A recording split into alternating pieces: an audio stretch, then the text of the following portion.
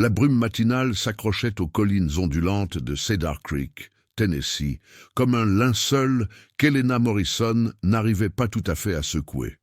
3 ans s'étaient écoulés depuis les funérailles de Robert.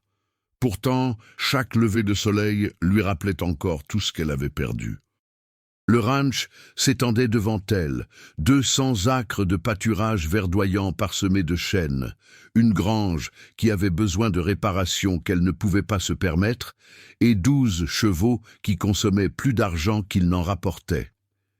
Helena se tenait sur la véranda qui entourait la maison de ferme blanche, son café refroidissant dans des mains qui tremblaient légèrement.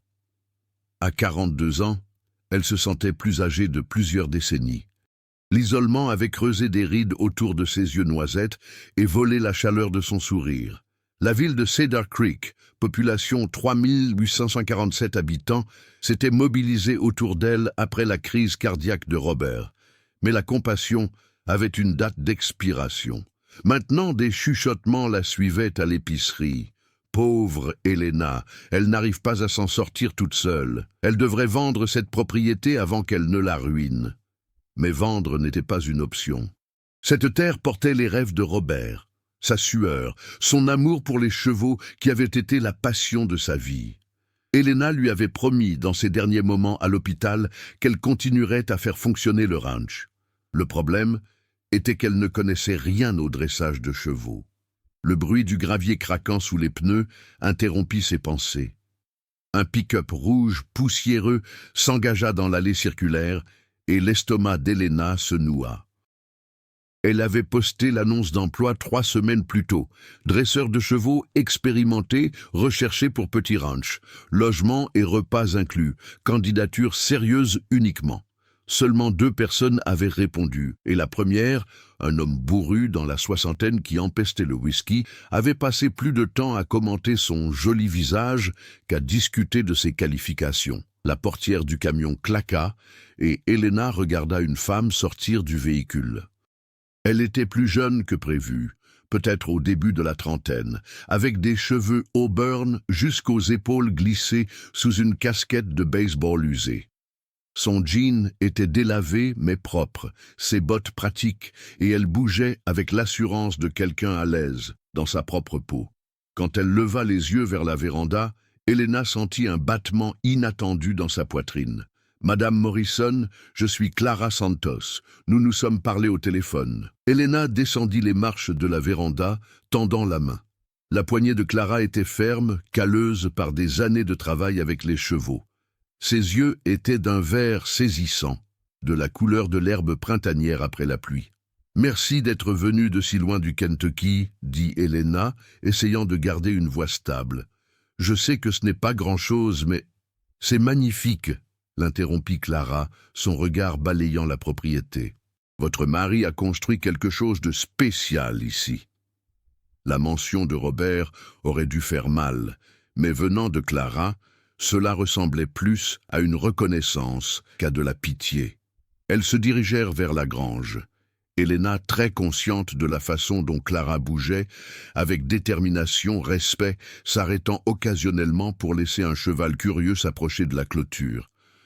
« Parlez-moi d'eux, » dit Clara en désignant les chevaux. Les épaules d'Helena se détendirent légèrement. Cela, au moins, elle pouvait en parler. Robert se spécialisait dans les Tennessee Walking Horses. Voilà Thunder, c'était la fierté et la joie de Robert, mais il a été difficile depuis l'accident. Il ne laisse personne l'approcher sauf pour le nourrir. Clara s'approcha lentement du box de Thunder, sa voix se transformant en un murmure apaisant.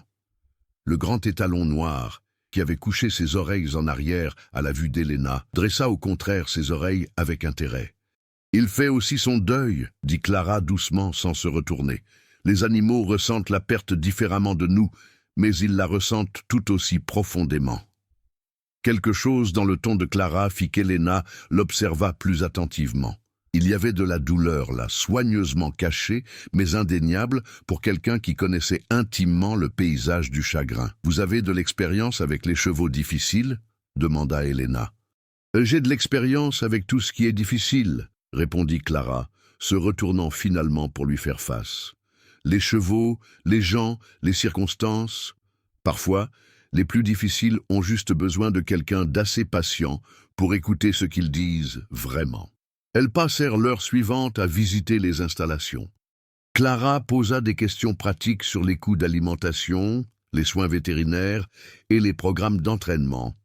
Mais Elena se surprit à observer la façon dont le visage de Clara s'illuminait quand elle parlait de chevaux, sa façon douce de manipuler l'équipement, la distance respectueuse qu'elle maintenait tout en étant minutieuse dans son évaluation. Le poste comprend le logement et la pension, dit Elena, alors qu'elle revenait vers la maison. Il y a un petit appartement au-dessus de la grange. Ce n'est pas luxueux, mais c'est parfait, dit fermement Clara. Madame Morrison, je vais être honnête avec vous. J'ai autant besoin de ce travail que vous avez besoin d'aide. Je peux commencer demain si vous voulez de moi. Elena hocha la tête sans comprendre pourquoi son cœur battait si fort. Appelez-moi Elena, et oui, j'aimerais beaucoup ça. Alors que le camion de Clara disparaissait dans l'allée, Elena resta sur la véranda, regardant la poussière se déposer dans la lumière de fin d'après-midi. Pour la première fois en 3 ans, le silence du ranch ne semblait pas si lourd. Il y avait quelque chose chez Clara Santos, quelque chose qui faisait qu'Elena se sentait moins seule, même si elle venait juste de se rencontrer. Elle ne comprenait pas encore que certaines rencontres changent tout. Que parfois, quand on pense simplement engager quelqu'un pour dresser des chevaux, on invite en fait quelqu'un à aider à dresser son cœur à battre à nouveau. Le chant du coq à l'aube trouva Clara déjà dans la grange, nettoyant les stalles avec une précision méthodique. Elle était au Morrison Ranch depuis 2 semaines, et la routine devenait aussi naturelle que respirée. Le petit appartement au-dessus de la grange lui convenait parfaitement, sobre mais propre, avec une seule fenêtre qui donnait sur le pâturage où les chevaux broutaient dans la lumière matinale. Elena apparut dans l'entrée de la grange, pile à l'heure, tasse de café à la main, ses cheveux bruns encore ébouriffés par le sommeil. Clara avait appris qu'Elena était ponctuelle à la faute, arrivant chaque matin à exactement 6h30 pour vérifier les chevaux avant de commencer sa journée. « Bonjour !» cria Elena, sa voix encore rauque de sommeil. « Bonjour ! Thunder m'a laissé le brosser hier après-midi, annonça Clara, sans lever les yeux de son travail. Elena faillit lâcher son café. Il l'a fait, mais il ne me laisse même pas, il teste les limites. Les chevaux ressemblent beaucoup aux gens de ce côté-là. Ils ont besoin de savoir que tu ne vas pas partir avant de te laisser t'approcher. Clara se redressa, s'essuyant les mains sur son jean. Tu veux essayer de le nourrir ce matin? Je pense qu'il pourrait être prêt. Elles s'approchèrent ensemble du box de Thunder, Elena restant légèrement en retrait pendant que Clara démontrait la posture appropriée, confiante mais non agressive, ferme mais non menaçante. Thunder renâcla, ses yeux sombres fixés sur Elena avec ce qui ressemblait à de la suspicion. « Il me blâme », chuchota Elena. « Le jour où Robert est mort, j'étais censé venir à la grange avec lui. Nous nous sommes disputés à propos de quelque chose de stupide. Je ne me souviens même plus de quoi, et je suis restée dans la maison. Si j'avais été là, tu serais peut-être morte aussi, dit Clara doucement. Les crises cardiaques arrivent vite, Elena. Tu n'aurais rien pu faire. Les mains d'Elena tremblaient, tandis qu'elle tendit la pomme que Clara lui avait donnée. Thunder s'approcha prudemment, ses lèvres douces contre sa paume, tandis qu'il acceptait l'offrande. Pendant un moment, femme et cheval se regardèrent de simplement, et Clara vit quelque chose passer entre eux, le pardon peut-être, ou du moins le début de celui-ci. « Il est magnifique !» murmura Elena, ses yeux brillants de larmes non versées. « Toi aussi !» dit Clara, puis rougit immédiatement. « Je veux dire, la façon dont tu t'occupes d'eux, les chevaux. C'est beau à voir. » Elena se tourna pour regarder Clara, et pendant un battement de cœur, ni l'une ni l'autre ne parla. La grange était remplie des sons de chevaux qui bougeaient dans leurs stalles, du bruissement du foin, du meuglement lointain du bétail dans le pâturage éloigné. Mais entre elles, l'air semblait chargé de quelque chose d'inexprimé. « Je devrais préparer le petit déjeuner, dit finalement Elena s'éloignant du box. Tu te joindras à moi, je fais un café terrible, mais d'excellents pancakes. Clara sourit. « D'accord. mais seulement si tu me laisses faire le café. J'ai goûté le tien, il pourrait dissoudre des fers à cheval. » Elles marchèrent vers la maison ensemble, tombant dans la plaisanterie facile qui s'était développée au cours des 2 dernières semaines. Elena avait découvert que Clara avait un sens de l'humour pince sans rire et une connaissance encyclopédique de la musique country classique. Clara avait appris qu'Elena était bien plus forte qu'elle ne le pensait et que son rire, quand il venait, valait la peine d'attendre. La cuisine était chaude et remplie de soleil matinal filtrant à travers les rideaux Vichy. Elena se déplaçait dans l'espace avec une efficacité pratique, mélangeant la pâte à pancakes, tandis que Clara travaillait à la machine à café. Elles avaient développé un rythme, soigneusement chorégraphié pour éviter de se heurter dans le petit espace, bien que Clara se surprenne à espérer un contact accidentel plus souvent qu'elle n'osait l'admettre. « Tu ne parles jamais d'avant », observa Elena en versant la pâte dans la poêle. « D'où tu viens, je veux dire ?» La main de Clara s'arrêta sur la cafetière. « Pas grand-chose à dire. J'ai grandi dans l'est du Kentucky. J'ai travaillé dans diverses fermes et ranchs. Je pensais avoir trouvé une place permanente à Lexington, mais... » Elle haussa les épaules. Les choses ne se passent pas toujours comme prévu. Elena sentit qu'il y avait plus dans cette histoire, mais n'insista pas. Elle apprenait que Clara se révélait par couches, comme un oignon qu'on épluche lentement.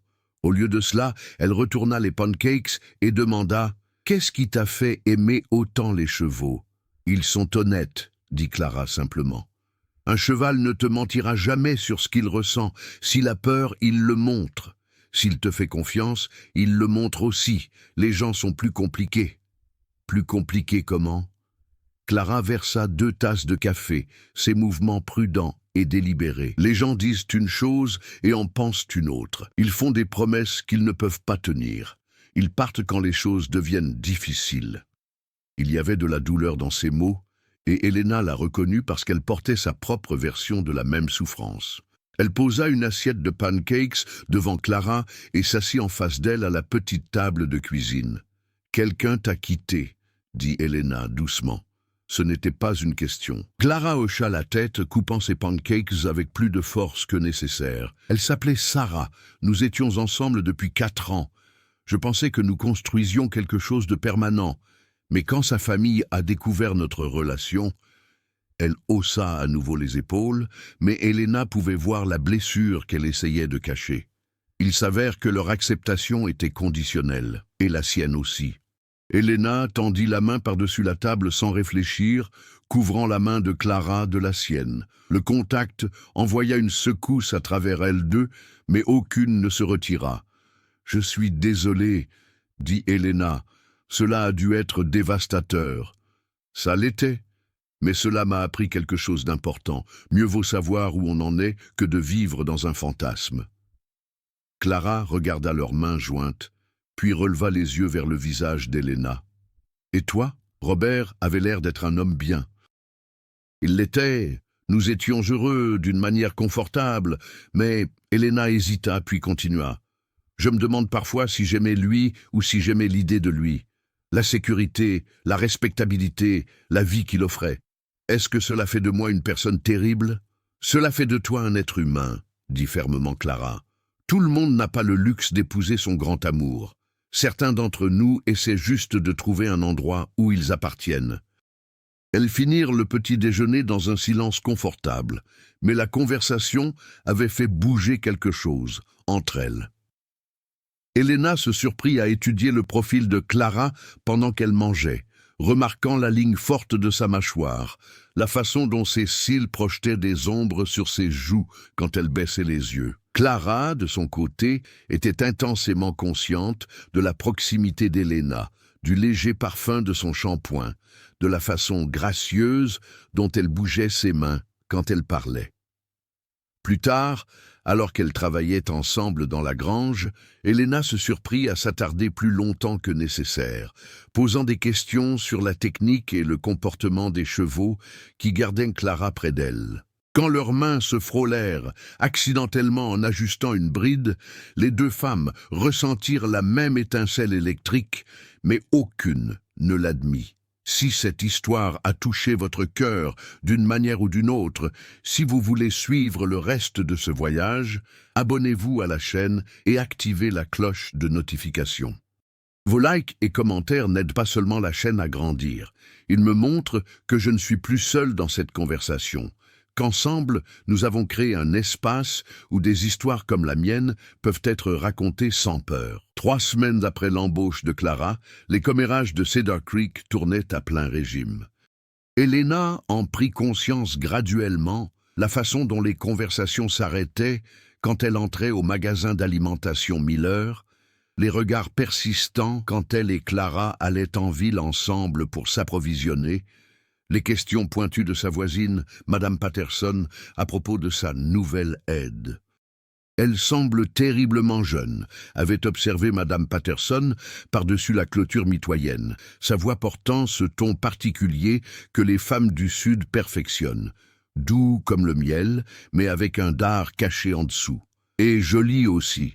Fais attention, Elena. Les gens pourraient se faire de mauvaises idées sur une femme célibataire vivant seule avec quelqu'un comme ça. Elena avait balayé le commentaire sur le moment, mais il se logea dans sa poitrine comme une épine, s'enfonçant plus profondément chaque fois qu'elle se surprenait à regarder Clara travailler, chaque fois que leur rire résonnait à travers le pâturage, chaque fois qu'elle trouvait des excuses pour prolonger leur conversation. La vérité devenait indéniable, même pour elle. Elle tombait amoureuse de Clara Santos. Cela la terrifiait. La réalisation la frappa pleinement un jeudi après-midi de fin septembre. Clara était dans le rond de longe avec Thunder, le faisant travailler à travers des exercices au sol avec la patience d'une sainte. Elena était assise sur la clôture, révisant ostensiblement les factures d'alimentation, mais en réalité hypnotisée par la façon fluide dont Clara bougeait, les commandements doux qu'elle donnait à l'étalon, le sourire sincère qui illuminait son visage quand Thunder répondait finalement à un signal difficile. « Il progresse vraiment bien !» cria Elena. Clara jeta un coup d'œil, son visage rougi par l'effort, des mèches de cheveux auburn s'échappant de sa queue de cheval. C'est un cheval intelligent. Il avait juste besoin d'apprendre à faire confiance à nouveau. Leurs yeux se rencontrèrent à travers l'enclos, et Elena sentit son souffle se couper. En cet instant, elle vit son propre désir reflété dans le regard de Clara, et la reconnaissance était à la fois excitante et terrifiante. Le moment fut brisé par le bruit d'un véhicule qui approchait. Elena se tourna pour voir une berline blanche familière remonter l'allée. Son beau-frère, Michael Morrison, avec sa femme, Patricia, et leur fils adolescent, Jason. L'estomac d'Elena chuta. Michael avait clairement fait connaître sa désapprobation de sa décision d'embaucher Clara depuis le début, bien qu'il ait présenté ses objections en termes de responsabilité financière, plutôt que de dire ce qu'il pensait vraiment. « On dirait que tu as des visiteurs », observa Clara, menant Thunder vers la barrière. « Je vais me faire discrète. »« Tu n'es pas obligée, » commença Elena, mais Clara se dirigeait déjà vers la grange. Michael sortit de sa berline avec l'air important d'un homme qui n'avait jamais douté de sa place dans le monde. À 55 ans, c'était un agent d'assurance prospère qui avait hérité de la façon précise de parler de Robert, mais rien de sa chaleur. Patricia, mince et aux traits aigus, serrait son sac à main comme un bouclier en examinant le ranch avec une désapprobation évidente. « Elena, » dit Michael, ne se gênant pas avec les civilités, « nous devons parler. » Ils se rassemblèrent dans le salon, Elena servant un café qu'elle ne voulait pas aux gens qu'elle préférait ne pas voir. Jason, 17 ans et boudeur, s'affala dans l'ancien fauteuil inclinable de Robert sans y être invité, faisant défiler son téléphone avec un ennui théâtral. « Je vais aller droit au but, » dit Michael, reposant son café intact. « J'ai entendu des choses en ville à propos de toi et de cette dresseuse que tu as engagée. » Les mains d'Elena se resserrèrent sur sa tasse. Quel genre de choses? Patricia se pencha vers l'avant, sa voix tombant à un chuchotement conspiratoire. « Les gens parlent, Elena, de tout le temps que vous passez ensemble, de la façon dont vous semblez proches. Ce n'est pas approprié pour une veuve d'être... D'être quoi ?» La voix d'Elena était dangereusement calme. « Ne fais pas l'innocente, s'emporta Michael. Nous savons tous ce qu'est cette femme. Madame Patterson l'a vue au restaurant la semaine dernière, effrontée comme tout, regardant la serveuse comme si c'était un morceau de viande. C'est dégoûtant. Elena se leva brusquement, sa chaise raclant contre le parquet. « Sortez !»« Elena, sois raisonnable. J'ai dit sortez. Maintenant. » Le visage de Michael s'assombrit. « C'est exactement de ça que je parle. Tu ne penses pas clairement. D'abord, tu insistes pour garder ce gouffre financier de ranch au lieu de le vendre comme le ferait toute personne sensée, et maintenant, tu laisses une femme perverse empoisonner ton esprit contre ta propre famille. » « Ma famille ?» Elena rit, mais il n'y avait aucun humour dedans. « Où était ma famille quand je m'effondrais après la mort de Robert? Où étiez-vous quand je n'arrivais pas à sortir du lit pendant 3 mois? Clara m'a montré plus de gentillesse en 3 semaines que vous en 3 ans. » Patricia haleta dramatiquement. « Écoute-toi, tu la défends comme si elle était ton... Comme si elle était ma quoi, Patricia? Dis-le, je te mets au défi. » La pièce tomba dans le silence, sauf pour le tic-tac de l'horloge grand-père de Robert dans le coin. Même Jason leva les yeux de son téléphone, sentant le changement dans l'atmosphère. La voix de Michael, quand il parla, était glaciale de fureur. « Si tu continues sur cette voie, Elena, ne t'attends pas à ce que nous te soutenions.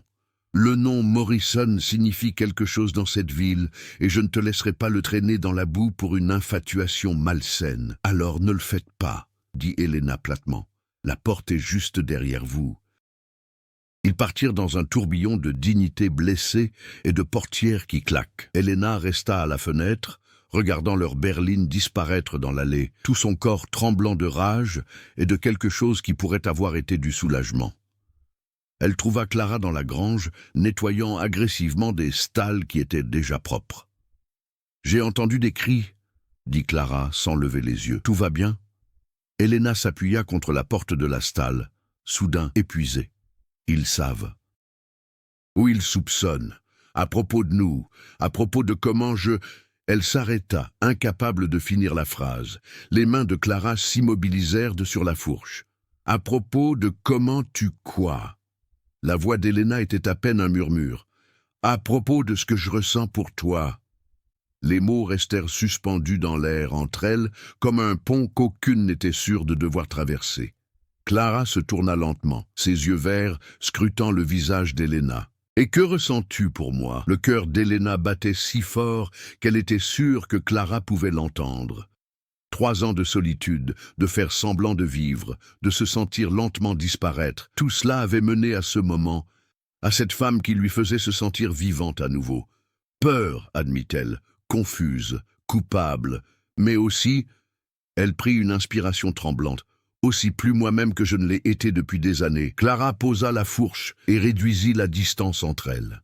Quand elle tendit la main pour prendre le visage d'Elena en coupe, son toucher était doux, révérencieux. « Je ressens la même chose, » chuchota Clara. « J'ai essayé de ne pas le faire, me disant que c'était juste de la gratitude ou de la solitude ou... » Elena la fit taire en se penchant dans son toucher, fermant les yeux tandis que le pouce de Clara traçait le long de sa pommette.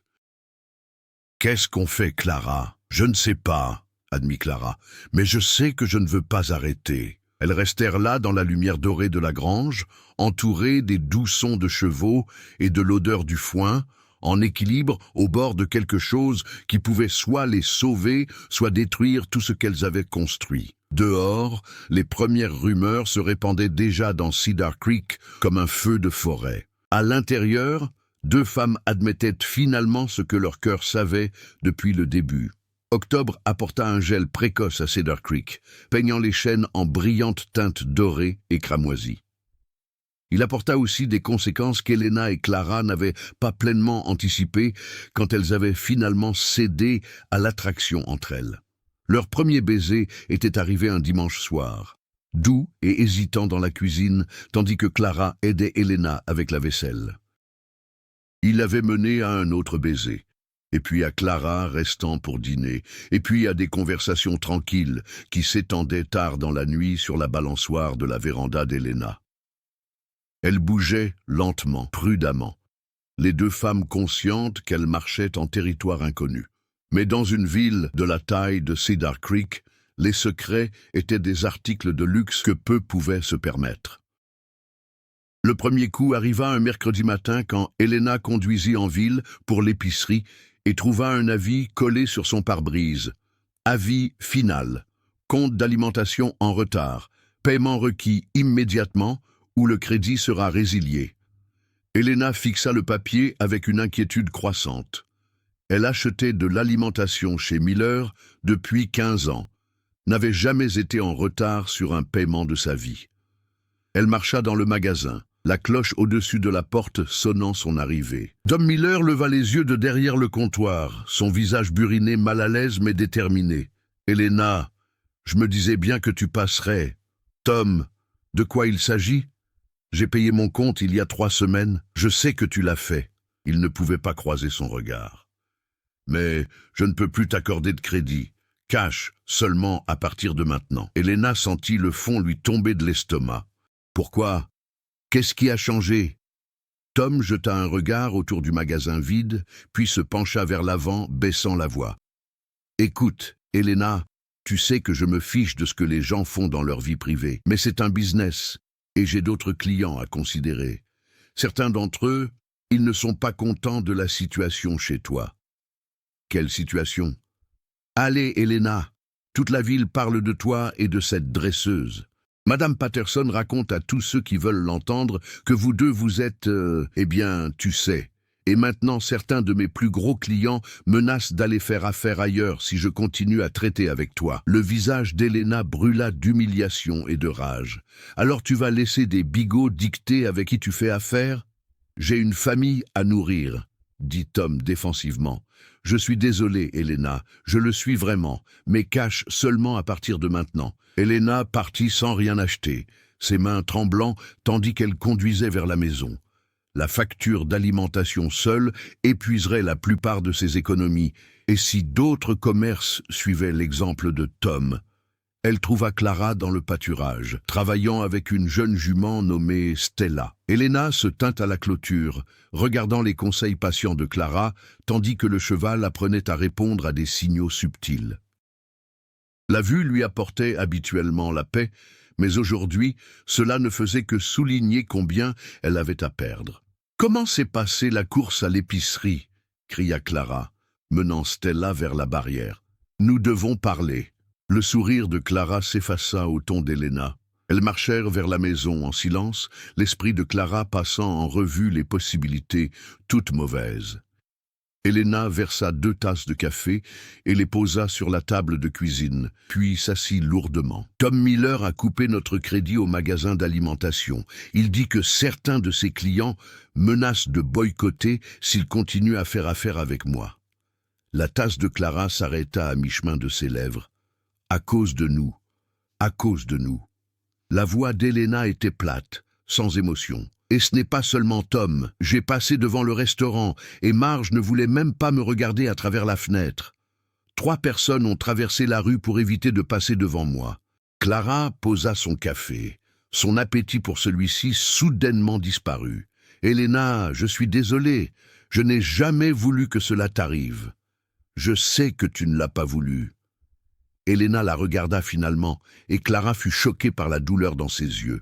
« Mais c'est en train d'arriver, et ça va empirer. » Elles restèrent assises en silence pendant un long moment, le poids de la situation s'installant entre elles comme une présence physique. Finalement, Clara parla. « Je devrais partir. » « Non. » La réponse d'Elena fut immédiate et féroce. « N'ose pas abandonner nous, parce que des gens à l'esprit étroit ne peuvent pas gérer la vérité. » « La vérité, c'est que je ruine ta vie, » dit Clara doucement. « Ton business, ta réputation, ta relation avec ta famille. Ma famille m'a renié à la minute où ils ont soupçonné que je pourrais en fait être heureuse, » interrompit Elena. « Et ma réputation était construite sur le fait d'être la femme de Robert, pas sur quoi que ce soit que j'ai accompli moi-même. Peut-être qu'il est temps que je découvre qui est vraiment Elena Morrison quand elle ne joue pas pour un public. » Clara tendit la main par-dessus la table, prenant les mains d'Elena dans les siennes. « Tu es sûre ? Parce qu'une fois qu'on rend ça public, on ne peut pas revenir en arrière. Ça affectera tout, le ranch, ton business, ton futur dans cette ville. Elena serra les mains de Clara, puisant de la force dans le contact. J'ai passé 42 ans à vivre la version de ma vie des autres. J'ai épousé Robert parce que c'était attendu. J'ai joué la veuve en deuil parce que c'était approprié. J'ai été si occupé à être ce que les autres avaient besoin que je sois, que j'ai oublié ce que je voulais vraiment. Et que veux-tu? La voix d'Elena était stable maintenant, certaine. Je te veux. Je veux ça, quoi que ce soit qu'on construise ensemble. Je veux me réveiller à côté de toi et travailler à tes côtés et construire quelque chose de réel, quelque chose qui est à nous. Je veux arrêter de m'excuser pour qui je suis. Clara porta les mains d'Elena à ses lèvres, pressant de doux baisers sur ses jointures. Ça va être dur, plus dur que tu ne le penses.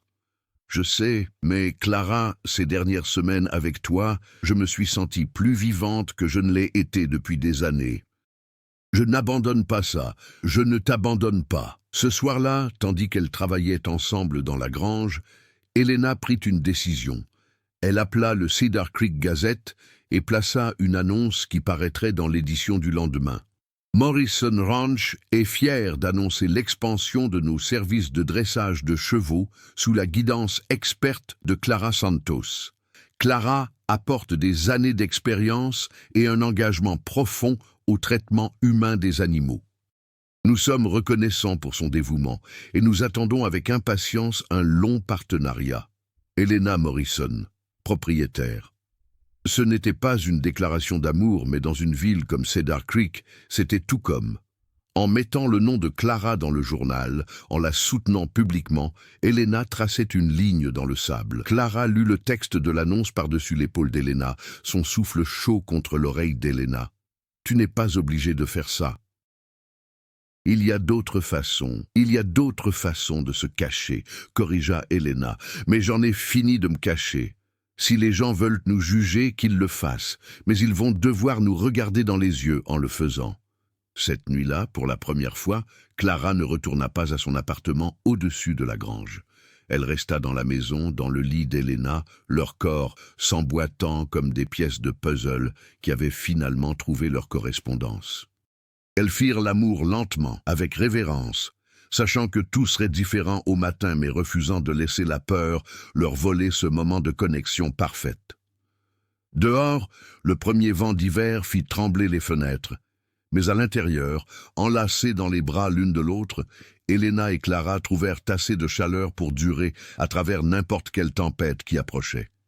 La tempête arriva plus tôt que prévu. Elena se réveilla pour trouver 3 boxes de ses chevaux ouverts, les animaux éparpillés à travers la propriété. Pire, quelqu'un avait peint à la bombe « Les Gouines rentrées chez vous » sur le mur de la grange en lettres rouges de 3 pieds de haut. Clara se tenait devant le graffiti, son visage pâle mais figé en lignes dures. Elle était debout depuis l'aube, rassemblant discrètement les chevaux avant qu'Elena puisse voir l'étendue du vandalisme.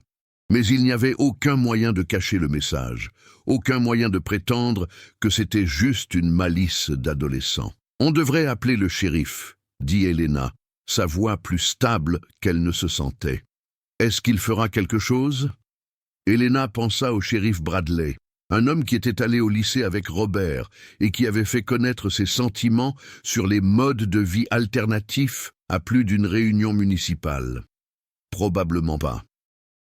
Elles passèrent la matinée à sécuriser les chevaux et à essayer de frotter la peinture du mur de la grange. Les lettres rouges s'estompèrent, mais ne disparurent pas complètement, laissant des contours fantomatiques qui semblaient se moquer de leurs efforts. Elena se surprit à regarder par-dessus son épaule constamment, se demandant qui, dans leur petite communauté, nourrissait assez de haine pour se faufiler sur sa propriété au milieu de la nuit. La réponse arriva à midi, sous la forme de Patricia Morrison et 3 autres femmes de l'église baptiste de Cedar Creek, Madame Patterson, Madame Bradley, la femme du shérif, et Madame Coleman, dont le mari possédait la quincaillerie. Elles arrivèrent dans le SUV blanc immaculé de Patricia, sortant avec la coordination soigneuse d'une unité militaire. Elena les regarda approcher depuis la fenêtre de la cuisine, son estomac se nouant d'appréhension. Je vais m'occuper de ça, dit Clara se dirigeant vers la porte. Non, la voix d'Elena était ferme. C'est ma propriété, mon combat. Je vais m'en occuper. Elle rencontra la délégation sur la véranda, gardant son visage soigneusement neutre. Patricia avait l'air triomphante, les autres légèrement mal à l'aise, mais déterminés. « Elena !» commença Patricia sans préambule. « Nous sommes ici en tant que membres concernés de la communauté pour t'offrir une chance de reconsidérer tes choix avant que les choses n'empirent. » « Et quel choix, Serens ?» Madame Patterson avança, sa voix prenant le ton qu'elle réservait habituellement pour gronder les enfants. « Ne fais pas la coquette, ma chère. Tout le monde sait ce qui se passe entre toi et cette femme.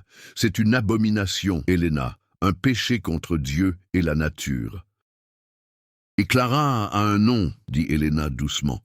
Cette femme, continua Madame Patterson, te corrompt, t'éloigne du Seigneur et de la société décente. Mais il n'est pas trop tard. Si tu la renvoies immédiatement et cherches un conseil approprié, l'Église t'accueillera à nouveau à bras ouverts. » Elena regarda les 4 femmes, voyant dans leur visage le même mélange d'autosatisfaction et de peur qui avait probablement conduit chaque procès de sorcière, chaque lynchage, chaque acte de violence commis au nom de la protection de l'ordre moral. « Et si je ne le fais pas ?» Madame Bradley prit la parole, sa voix nerveuse mais déterminée. « Alors j'ai peur que les conséquences soient sévères. Déjà plusieurs commerces ont décidé qu'ils ne peuvent plus te servir. Les Coleman ne te vendront plus de fournitures. »« Maintenant, Judy, » interrompit Madame Coleman, ayant l'air mal à l'aise, « nous n'avons jamais dit. »« Si, vous l'avez dit, » s'emporta Patricia. « Ne recule pas maintenant. Elena a besoin de comprendre ce qu'elle choisit. L'isolement social, la ruine économique, la disgrâce complète. Tout ça pourquoi ? Une relation perverse qui ne peut jamais être bénie par Dieu ou acceptée par des gens décents ? Elena sentit quelque chose de froid et dur s'installer dans sa poitrine. « Vous me menacez ? Nous essayons de te sauver, » dit Madame Patterson avec sincérité. « De toi-même, de la tentation, d'un chemin qui ne mène qu'à la damnation. Tout ce que tu as à faire, c'est renvoyer cette femme et retourner à la vie que Dieu t'a destinée. » « La vie que Dieu m'a destinée, » répéta lentement Elena. « Vous voulez dire la vie où je souris et hoche la tête et ne remets jamais rien en question, où je vis pour l'approbation des autres au lieu de mon propre bonheur, où je prétends être quelqu'un que je ne suis pas juste pour vous mettre à l'aise. Nous voulons dire la vie où tu suis la loi de Dieu au lieu de tes désirs égoïstes, » répliqua Patricia. Elena regarda chaque femme tour à tour, voyant des décennies de répression et de peur se faisant passer pour de l'autorité morale. Puis elle pensa à Clara, à ses mains douces avec les chevaux effrayés, son enseignement patient, sa force tranquille, la façon dont elle avait aidé Elena à se rappeler ce que c'était que de se sentir vraiment vivante. « J'ai besoin que vous quittiez ma propriété, » dit doucement Elena. « Elena, s'il te plaît, maintenant. » Elles partirent avec une dignité blessée et des promesses qu'elle regretterait sa décision. Elena regarda leur SUV disparaître dans l'allée, puis s'effondra sur la balançoire de la véranda, tout son corps tremblant de réaction. Clara émergea de la grange, où elle avait écouté chaque mot. Elle s'assit à côté d'Elena sur la balançoire, ne parlant pas, offrant simplement sa présence comme réconfort. « Ça va empirer, » dit finalement Elena. « Probablement. Tu pourrais encore partir, trouver du travail ailleurs, quelque part de plus tolérant. Ce n'a pas à être ton combat. » Clara se tourna pour lui faire face, ses yeux verts flamboyants. « Elena Morrison, es-tu sérieusement en train d'essayer de te débarrasser de moi encore ? » « J'essaie de te protéger. Je n'ai pas besoin de protection. J'ai besoin de toi. » La voix de Clara était féroce de conviction. « J'ai passé toute ma vie à fuir des endroits qui ne voulaient pas de moi, à chercher quelque part où j'appartenais. J'appartiens ici, avec toi, sur ce ranch, avec ces chevaux. Je ne fuis plus. » Elena sentit les larmes qu'elle retenait finalement couler. « Je t'aime. Je t'aime aussi. C'est pourquoi nous allons nous battre pour ça. » Au cours des jours suivants, l'isolement s'intensifia. La quincaillerie refusa de leur vendre des fournitures. Le vétérinaire local devint soudainement indisponible pour les appels de routine. Même le facteur commença à laisser les colis sur la route au lieu de les apporter à la maison. Mais il y eut aussi des alliés inattendus. Rebecca, la fille adolescente de Tom Miller, apparut au ranch un après-midi avec une voiture pleine d'alimentation payée avec ses économies d'université. « Mon père est un idiot », annonça-t-elle, soulevant un sac de grains de son coffre. « Et il m'a élevé pour être meilleur que lui. » Dr Sarah Chen, la nouvelle vétérinaire qui avait récemment déménagé d'Atlanta, appela pour se présenter et programmer un check-up pour tous les chevaux. « Je me fiche d'avec qui vous couchez », dit-elle carrément. « Je me soucie du bien-être animal. Quand voulez-vous que je vienne ?» Même certains des résidents plus âgés, des gens qui connaissaient Elena toute sa vie, commencèrent discrètement à offrir leur soutien. Madame Kowalski du quartier polonais apporta une casserole et une bénédiction silencieuse. « Ma petite fille vit à San Francisco avec sa partenaire », chuchota-t-elle conspirationnellement. « Elle est très heureuse. Bravo, Elena. » Le soutien donna à Elena un courage qu'elle ne savait pas posséder. Quand l'église baptiste organisa un boycott de quiconque faisait affaire avec elle, elle plaça des annonces dans des journaux de Nashville et Louisville, élargissant sa clientèle au-delà de Cedar Creek. Quand quelqu'un lança des pierres à travers sa fenêtre de cuisine, elle installa des caméras de sécurité et déposa des plaintes policières, forçant le shérif Bradley à au moins prétendre enquêter. Et à travers tout cela, Clara était à ses côtés, travaillant les chevaux, construisant l'entreprise, créant une vie dont elles pouvaient toutes les deux être fières. Un soir de fin novembre, elles s'assirent sur la balançoire de la véranda, regardant le coucher de soleil peindre le ciel en orange et violet brillant. Le ranch était silencieux, excepté pour les doux sons de chevaux bougeant dans le pâturage et le meuglement lointain du bétail. « Tu le regrettes parfois ?» demanda Elena. « Tout ça, le combat, l'isolement, tout ce qu'on a dû traverser ?» Clara considéra sérieusement la question, comme elle le faisait toujours. « Je regrette que les gens soient étroits d'esprit et aient peur. Je regrette que t'aimer nous ait coûté si cher à toutes les deux. Mais est-ce que je regrette de t'aimer ? Jamais. » Elena se blottit plus près de la chaleur de Clara, sentant la force solide de son corps, le rythme régulier de son battement de cœur. « Je n'ai jamais pensé que j'aurais assez de courage pour ce genre d'amour. »« Tu as toujours eu assez de courage, » dit Clara doucement. « Tu avais juste besoin de quelqu'un qui valait la peine d'être courageuse. » Elles restèrent assises dans un silence confortable, tandis que l'obscurité tombait autour d'elles. Deux femmes qui s'étaient trouvées contre toute attente et avaient choisi de se battre pour un amour qui refusait d'être caché ou diminué par la peur. La route qui s'étendait devant restait incertaine. Il y aurait plus de défis, plus de gens qui ne pouvaient pas accepter ce qu'elles avaient construit ensemble. Mais elles avaient aussi trouvé quelque chose de rare et précieux, un amour assez fort pour résister à n'importe quelle tempête, un partenariat construit sur le respect mutuel et des rêves partagés et le courage de défendre qui elles étaient vraiment. Au loin, Thunder hennit doucement, le son portant à travers le pâturage comme une bénédiction. Elena sourit, pensant à tout ce qui avait changé depuis ce matin où Clara était arrivée pour la première fois dans l'allée. Elles avaient toutes les deux été brisées de différentes façons, Elena par la perte et la solitude, Clara par le rejet et l'errance. Mais ensemble, elles avaient appris à guérir. Ensemble, elles avaient trouvé leur chez-soi. Tandis que les premières étoiles apparaissaient dans le ciel du Tennessee, Elena Morrison et Clara Santos se serrèrent l'une contre l'autre et planifièrent leur avenir. Un avenir qu'elles construiraient ensemble, un jour honnête à la fois dans la petite ville qui avait essayé de les briser, mais les avait seulement rendues plus fortes. Leur histoire d'amour n'était pas du genre facile que promettent les chansons et les films. C'était le genre difficile et transformateur qui change tout ce qu'il touche. Et à la fin, cela la rendait plus belle que n'importe quel conte de fées n'aurait jamais pu l'être. Si cette histoire a touché votre cœur d'une quelconque manière, si vous souhaitez suivre la suite de ce voyage, abonnez-vous à la chaîne et activez la cloche de notification. Vos likes et commentaires n'aident pas seulement la chaîne à grandir. Ils me montrent que je ne suis plus seul dans cette conversation, que nous avons créé ensemble un espace où des histoires, comme la mienne, peuvent être racontées sans peur.